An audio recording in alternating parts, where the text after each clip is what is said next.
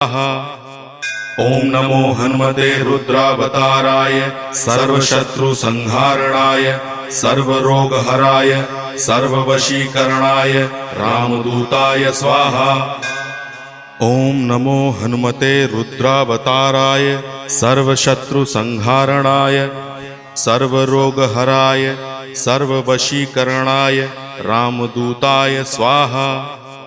ओम नमो हनुमते रुद्रावताराय सर्वशत्रुसंहारणाय सर्वरोगहराय सर्ववशीकरणाय रामदूताय स्वाहा।